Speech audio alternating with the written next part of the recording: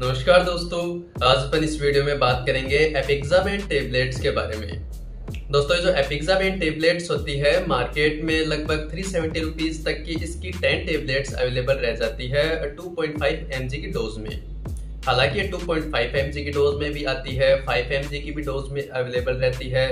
तो अलग अलग पेशेंट को अलग अलग दी जाती है उनका बॉडी वेट वगैरह देख के। तो दोस्तों 2.5 mg की डोज की जो टेबलेट्स आती है 370 रुपीज तक की 10 टेबलेट्स अवेलेबल रहती है। दोस्तों बात करते हैं ये एपिक्सामेन टेबलेट्स क्या काम करती है अपने शरीर में। दोस्तों एक प्रकार से एंटीकोएगुलेंट का काम करती है, मतलब अपने शरीर में नेचुरली एक एंटीकोएगुलेंट प्रेजेंट रहता है जिसको हिपेरिन बोलते हैं। तो किसी के अगर हिपेरिन की कमी हो जाए या फिर किसी के कुछ ऐसी डिजीज हो जाए जिसके कारण उनके शरीर में खून का थक्का अपने आप बनने लग जाता है, जैसे ओल्डर एजेज में अगर कोई स्मोकिंग वगैरह करता है, कोई हाई लिपिड डाइट लेता है, ज्यादा जो सैचुरेटेड फैट है वो ज्यादा लेता है। इसके अलावा अगर किसी के कोई डिजीज के कारण इमोबिलाइज है, मतलब बेड रेस्ट पे ही रहता है, जैसे पैरालिसिस के पेशेंट रहते हैं। इसके अलावा अगर किसी की रिसेंटली कोई सर्जरी हुई है उसके कारण वो ज्यादा बेड रेस्ट पे रहता है, तो उनके शरीर में क्लॉट बनने के चांसेस बहुत ज्यादा रहते हैं। तो वो जो क्लॉट बन जाता है तो वो क्लॉट आपके ब्रेन में जाके भी स्टक हो सकता है, जिसकी वजह से स्ट्रोक आ सकता है, ब्रेन अटैक आ सकता है। अगर कार्डियक में हार्ट में जाता है तो हार्ट अटैक आ सकता है। लंग्स में जाके फंसता है तो पल्मोनरी एम्बोलिज्म कर सकता है। इसके अलावा अगर वो छोटी छोटी जो वेन्स आर्टरीज रहती है, जो वेन्स में अगर फंसता है तो वो डीप वेन थ्रोम्बोसिस नाम करके डिजीज कोज कर सकता है। तो दोस्तों अपने को ये करना है कि जो क्लॉट बनता है, किसी के जैसे खून का थक्का बनने की शिकायत रहती है, वो खून का थक्का नहीं बनना चाहिए और ये कंडीशंस डेवलप नहीं होनी चाहिए। इसीलिए ये एपिक्सामेन टेबलेट्स होती है ये दी जाती है। दोस्तों जो एपिक्सामेन टेबलेट्स है ये भी एक प्रकार से एंटीकोएगुलेंट का काम करती है, मतलब खून को पतला बनाने का काम करती है, जिससे जो खून का थक्का होता है, क्लॉट होता है, वो फॉर्मेशन नहीं हो पाए और इसके कारण वो जो डिजीज होती है वो नहीं बन पाए। इसीलिए दोस्तों अगर किसी के डिजीज है, जैसे डीप वेन थ्रोम्बोसिस है, ब्रेन अटैक आया हुआ है, हार्ट अटैक आया हुआ है, किसी के पल्मोनरी एम्बोलिज्म का रिसेंट हिस्ट्री है, तो उनको भी ये एपिक्सामेन टेबलेट्स दी जाती है। इसको प्रोफाइलेटिक, मतलब ये कंडीशंस बचाने के लिए भी दी जा सकती है, या फिर ये कंडीशन अगर डेवलप हो गई तो उसको ठीक करने के लिए भी ये एपिक्सामेन टेबलेट्स काम में ली जा सकती है। दोस्तों ये जो एपिक्सामेन टेबलेट्स होती है इसके अगर अपन दुष्प्रभाव या फिर साइड इफेक्ट्स की अगर अपन बात करें तो दोस्तों ये अपने शरीर में खून को पतला बनाने का काम करती है।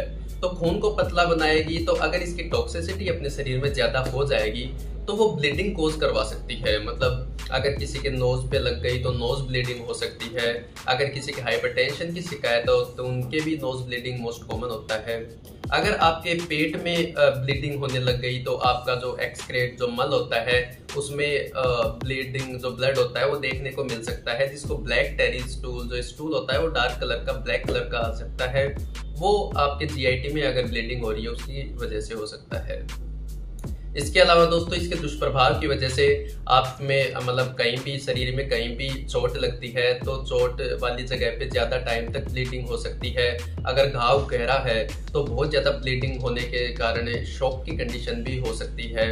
इजीली ब्रूश भी हो सकता है, जैसे अपन नाखून से लगाते हैं या फिर कोई भी कारण अपने ऐसे स्क्रैच होते हैं तो वहाँ पे ब्लू कलर का ब्लड क्लॉट बन जाता है, ब्लड जमा हो जाता है तो उसको ब्रूश बोलते हैं, तो वो भी हो सकते हैं। तो ऐसे काफी कंडीशंस डेवलप हो सकती है इसके साइड इफेक्ट्स के कारण। दोस्तों ये जो एपिक्सामेन टेबलेट्स होती है, अगर कोई वुमेन है जो प्रेग्नेंट स्टेज में है या फिर लैक्टेटिंग स्टेज, मतलब बच्चे को दूध पिलाने वाली स्टेज में है, तो उनको ये दवा बहुत ज्यादा सावधानियों के साथ में और बहुत ज्यादा प्रिकॉशंस के साथ में काम में लेनी चाहिए। इसी के साथ में दोस्तों अगर कोई पेशेंट है जिसके काफी लंबे समय से किडनी फेलियर या फिर लीवर फेलियर जैसी शिकायत है, तो उनको भी ये दवा बहुत ज्यादा सावधानियों और बहुत ज्यादा प्रिकॉशंस के साथ में काम में लेनी चाहिए, क्योंकि उनमें साइड इफेक्ट्स आने के चांसेस बहुत ज्यादा रहते हैं। दोस्तों ये जो एपिक्सामेन टेबलेट्स होती है इसको अगर आपकी कोई सर्जरी होने वाली होती है, अगर आपकी कोई गॉल ब्लैडर की या फिर कोई डेंटल सर्जरीज, कोई भी सर्जरी होने वाली होती है, तो आप डॉक्टर को इस दवा के बारे में जरूर बताएं कि मेरे एपिक्सामेन टेबलेट्स चल रही है। ताकि वो आपको होल्ड कर पाए इस टेबलेट से। एक्चुअली क्या होता है, कोई भी सर्जरी होती है तो सर्जरी के 3 to 5 डेज पहले इस ड्रग को होल्ड कर दिया जाता है, लेनी नहीं होती है, क्योंकि सर्जरी के दौरान ब्लीडिंग ज्यादा होने के चांसेस ज्यादा रहते हैं, ये खून पतला करती है इसीलिए।